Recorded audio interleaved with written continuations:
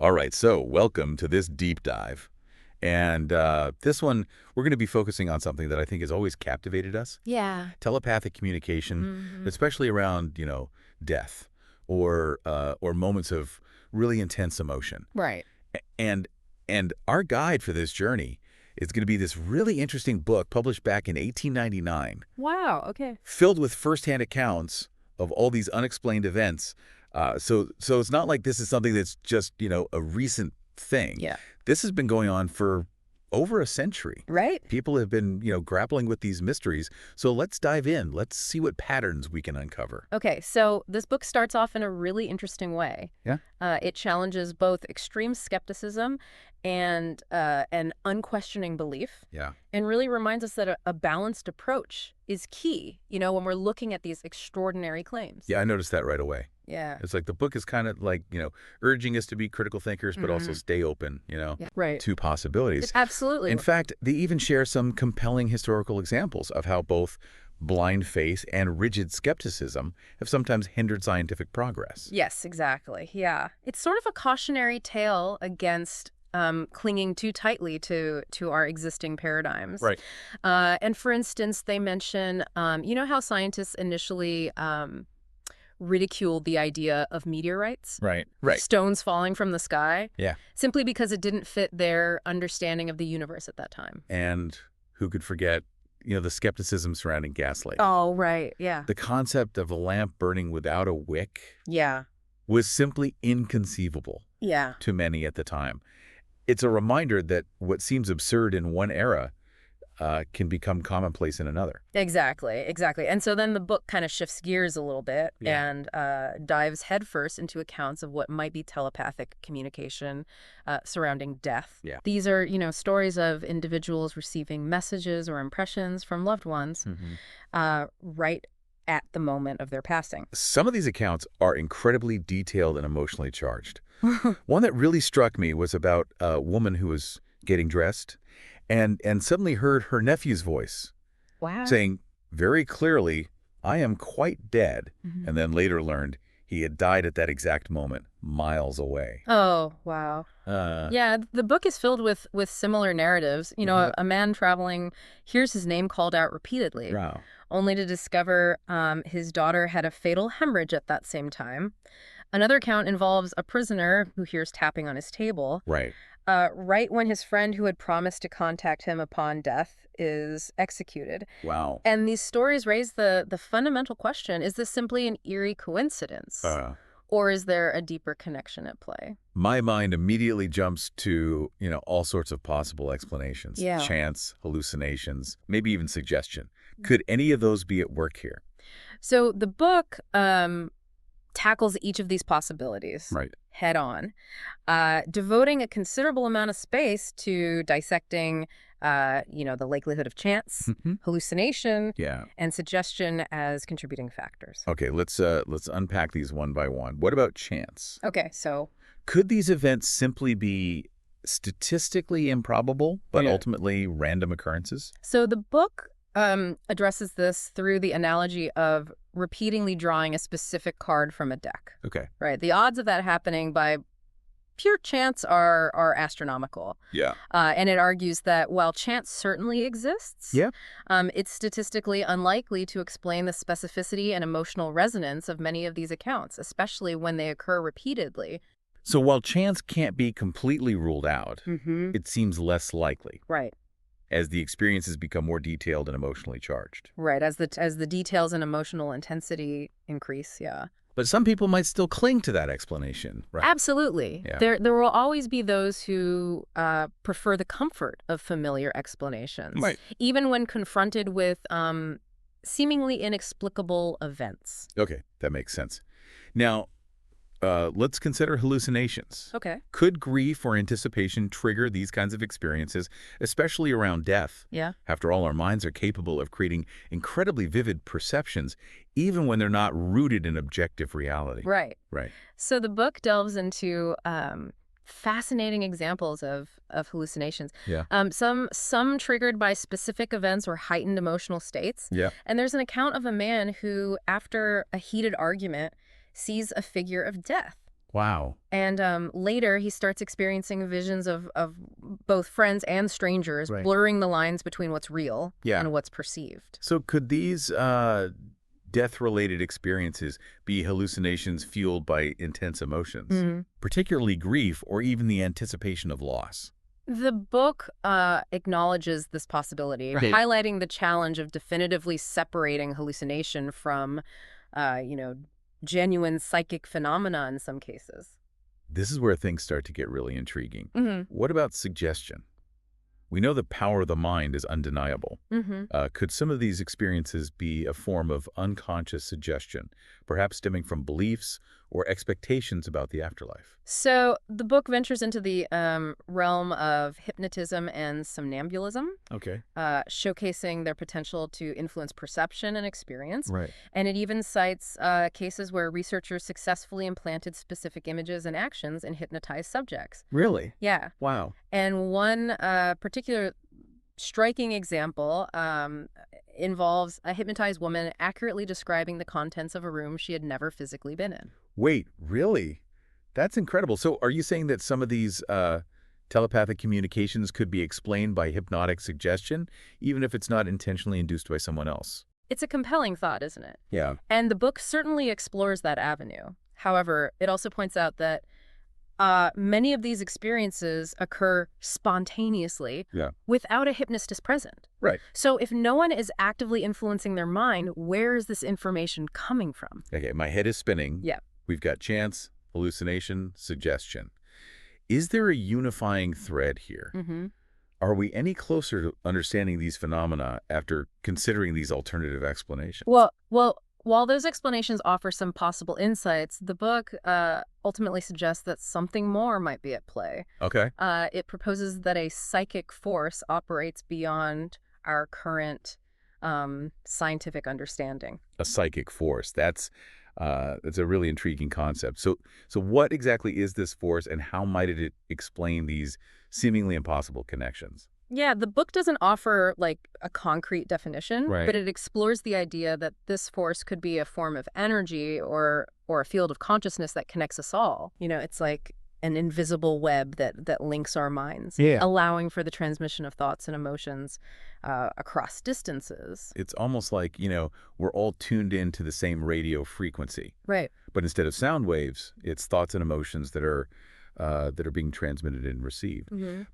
But if that's the case, why don't we experience these telepathic events more often? That's one of the big mysteries that the book grapples with. Yeah. One theory is that this psychic force is present in everyone, but often lies dormant or operates at a very low level. Okay. You know, perhaps it's like a muscle that needs to be exercised. Right. Or maybe certain individuals are just simply more attuned to it than others. Right. The book also suggests that intense emotion, like those experienced during moments of crisis or deep connection could amplify this force. So it's possible that we all have this latent potential for telepathic communication. Right. But it only becomes noticeable under certain circumstances, like when emotions run high. That's one way to look at it. Yeah. Yeah, the book certainly seems to support that idea. It's fascinating, isn't it? Absolutely. And this concept of a psychic force isn't limited to just those deathbed communications that we discussed earlier. Right. The book connects it to other unexplained phenomena as well. Yeah. Like premonitions, Mm-hmm. or even the ability to influence physical events with our minds. You're right. Yeah, the book presents a whole array of accounts suggesting that this psychic force might be responsible for much more than we realize. Let's dive into some of these other phenomena. Okay. You mentioned premonitions, the idea of knowing something is going to happen before it actually does. Are we talking about like dreams that foretell the future, or some other form of intuitive knowing?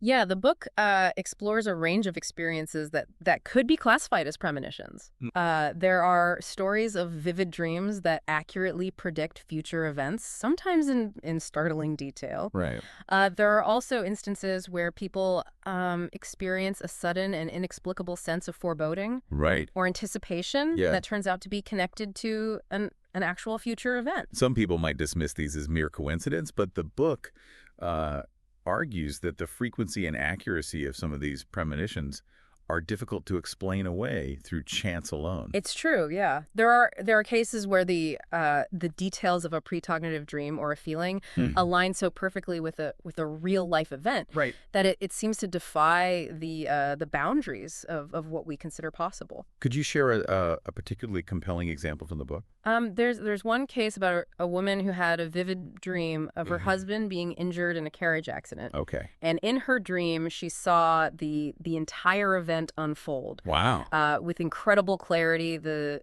storm, the crash. Right. Even specific details about the location and the people involved. I'm guessing her dream wasn't just a random figment of her imagination. Sadly, no. Wow. Her husband was indeed traveling that same night. Right. And was involved in a carriage accident that mirrored her dream almost exactly. Oh, wow. And the book presents this as evidence that our minds can sometimes tap into future events. Yeah. Perhaps through this psychic force. Right. Receiving information that wouldn't be accessible through normal sensory channels. That's incredible. It really makes you wonder, what our minds are capable of. Yeah. But let's move on to another fascinating possibility. Okay. Mind reading. Okay. Is the book suggesting that we can actually know what someone else is thinking without them telling us? The book delves into mind reading and thought transference extensively. It describes experiments where people were able to accurately guess the contents of sealed envelopes or know what someone else was thinking without any verbal communication. Were these formal experiments, like conducted under controlled conditions, or more like anecdotal accounts? The book actually explores both. Okay. It references controlled experiments conducted by researchers of that era who were attempting to document and understand thought transference in a more rigorous way. But it also includes fascinating anecdotal accounts of, everyday mind reading, those moments where you suddenly know what a friend is about to say or have a thought pop into your head. Yeah. That turns out to be exactly what someone else was thinking at that very moment. I've definitely had those moments of what felt like mind reading. Yeah. With close friends or family members. But could it simply be a matter of shared experiences? Right. Or a deep understanding of each other's patterns of thought?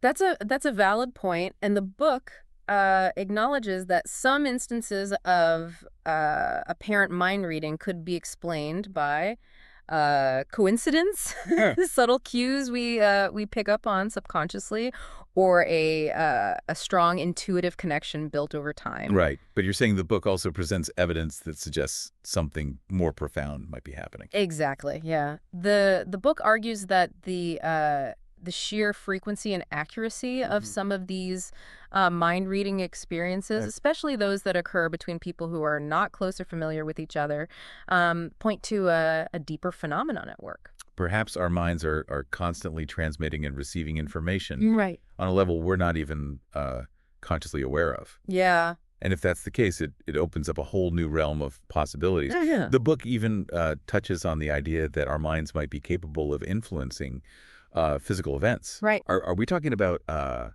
telekinesis, like moving objects with your mind? Yes. The book explores accounts of people influencing the outcome of dice rolls or causing objects to move without physical contact. Right. And while these cases are often anecdotal, they raise intriguing questions about the potential power of the mind to interact with matter. This is starting to sound like something straight out of science fiction. I know, right? It's mind-blowing to think that our thoughts could have such a tangible impact on the world around us. It certainly challenges our conventional understanding of reality. But if this psychic force is so powerful, and potentially present in all of us, why don't we see more dramatic examples of it? Why isn't everyone moving objects with their minds or having constant premonitions? That's a great question. And the book offers a few possible explanations. Right. One is that this psychic force might be latent in all of us, Yeah. but usually dormant or operating at a very low level. And it's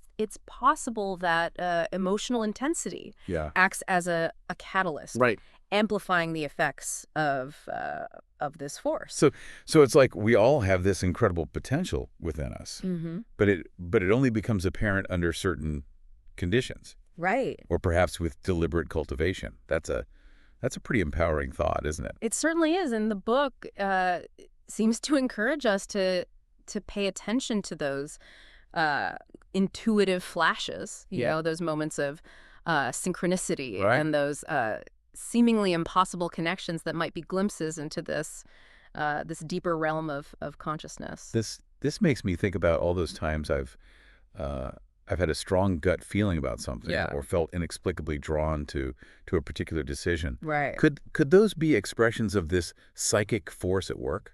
It's certainly a possibility worth considering. This deep dive has been a whirlwind of information and mind-boggling concepts. Yeah. We've gone from spooky tales of deathbed visions to premonitions, mind reading, and even the potential for our minds to influence the physical world. Right. And the big question that keeps swirling in my mind is this psychic force truly a real phenomenon? We've explored the book's arguments in favor of it, Right. the compelling accounts it presents and the intriguing scientific investigations of that era.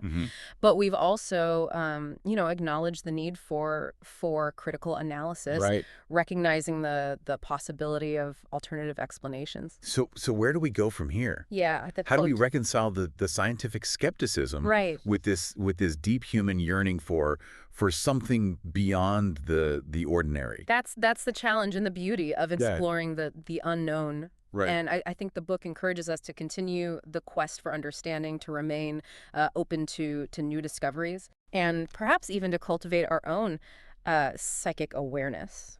This conversation has definitely sparked a lot of questions for me. Yeah. And I'm sure for our listeners as well. Right. When we come back, we'll shift gears slightly Ah. and explore some of the potential implications of this psychic force, if it truly exists.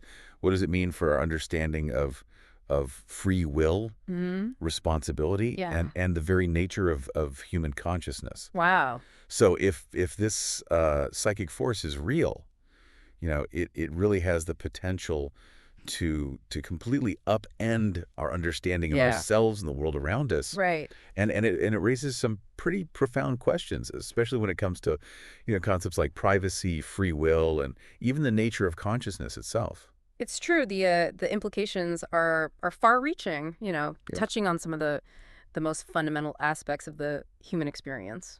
Let's start with privacy. If our minds are truly interconnected and we can potentially tap into each other's thoughts and feelings, does privacy even exist in this psychic realm? That's a question that the book grapples with. Yeah. Imagine a world where your innermost thoughts and emotions aren't entirely your own. Yeah. Where someone else could potentially access them, Wow. without your knowledge or consent. Right. It challenges our very notion of what it means to be an individual. It's a fascinating but also unsettling thought. It's like needing a psychic firewall to protect your own mental space. Right. But it also makes me think about the potential for increased empathy and understanding. Right. If we could truly feel what someone else is experiencing, wouldn't that foster a deeper sense of connection and compassion? The book certainly explores that possibility. Yeah. Imagine a world where you could literally walk a mile in someone else's shoes, experiencing their joys and sorrows as if they were your own. Yeah. It could lead to a more compassionate and understanding society. It's a beautiful thought, but also a bit daunting. Yeah. What about the potential for negativity? Right. What if you're bombarded with everyone else's anxieties, fears, or negative emotions? Could that become overwhelming? Absolutely. Yeah. It's a double-edged sword. Right. The book acknowledges that increased psychic sensitivity Yeah. could also lead to emotional overload, Yeah. or even psychic manipulation. Right. It raises questions about ethical boundaries Yeah. in this psychic realm. Right. How do you protect yourself from unwanted intrusions or negative influences? It's a complex issue. Yeah. With no easy answers. Right. And it leads us to another big question. Free will, if our thoughts and actions are influenced by this psychic force, by the thoughts and emotions of others, does that diminish our own agency? Right. Are we truly in control of our own destinies? That's a question that has puzzled philosophers for centuries, right? Yeah. and this concept of a psychic force adds another layer of complexity. Right. If our thoughts and behaviors can be swayed by external forces, even subconsciously, what does that mean for our sense of free will? It makes you wonder, are we truly making our own choices? Or are we simply responding to a complex web of psychic influences that we're not even aware of? The book doesn't provide a definitive answer, but it encourages us to rethink our understanding of consciousness. Yeah. It suggests that consciousness might not be confined to our individual brains, but rather part of a larger interconnected web. Perhaps our minds are both individual and collective. Yeah. Separate yet intertwined. It's a mind-bending concept. Yeah. It's like we're all individual instruments, playing our own unique melodies, but somehow we're all part of the same orchestra. Right. Contributing to a grander symphony. I like that analogy. It captures the essence of this idea of interconnected consciousness. Right. And it reminds us that while we may experience ourselves as separate individuals, we're also part of something much larger than ourselves. This deep dive has been an incredible journey. Yeah, it is. We've explored everything from eerie tales of deathbed visions to profound questions about the nature of consciousness and the interconnectedness of all things. Right. What's the key takeaway? Yeah. For our listeners. Yeah, that's a good question. What do we want them to walk away with? I think the biggest takeaway is the power of curiosity and open-mindedness.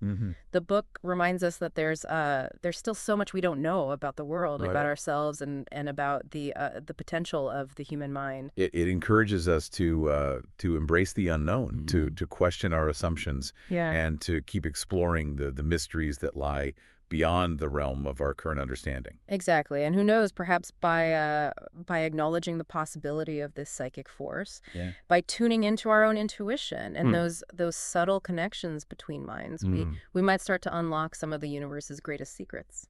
What a fascinating thought. Yeah. Thank you for joining us on this journey into the unexplained. It's been a pleasure. We've covered a lot of ground exploring the possibility of telepathic communication and its potential implications for privacy, free will, and even the nature of consciousness itself. It's been a pleasure diving into these intriguing concepts with you. And remember, keep those minds open, stay curious, and never underestimate the power of the unknown. Yeah. Until next time.